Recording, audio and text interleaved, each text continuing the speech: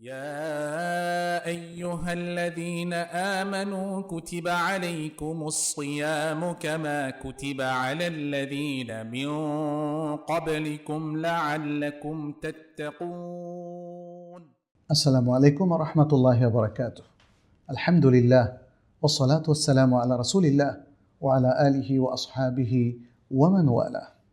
প্রিয় দর্শক, রমাদানের প্রশ্নোত্তরের আসরে আপনাদেরকে স্বাগত জানাচ্ছি। আমরা আজকে রমাদানে ওমরা সম্পর্কিত প্রশ্নগুলোর উত্তর দেব ইনশাআল্লাহ। প্রশ্ন: রমাদানে ওমরা করলে কি আলাদা কোনো ফজিলত রয়েছে?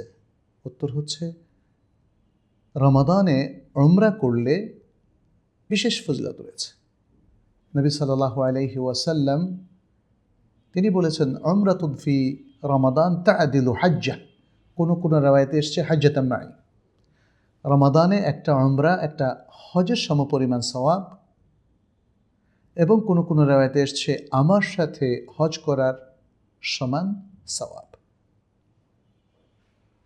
সুতরাং রমাদান মাসে আমরা বেশি বেশি উমরা করার প্ল্যান করতে পারি যদি সেটা আমাদের সাধ্যের মধ্যে থাকে।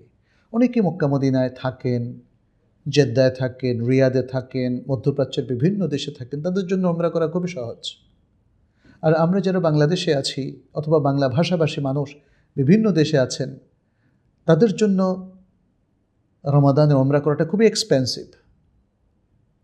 যদি সহজ হয় তাহলে আপনি করবেন, আর জীবনে অন্তত একবারও যদি আমরা করতে পারি আলহামদুলিল্লাহ।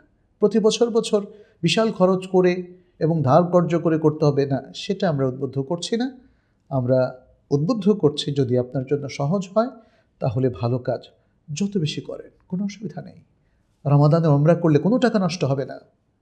উমরা আমাদের চিন্তা চেতনায়, আমাদের আমলে আখলাকে বিশাল ইতিবাচক প্রভাব ফেলে, আমাদেরকে আল্লাহওয়ালা মানুষে পরিণত করে দেয়।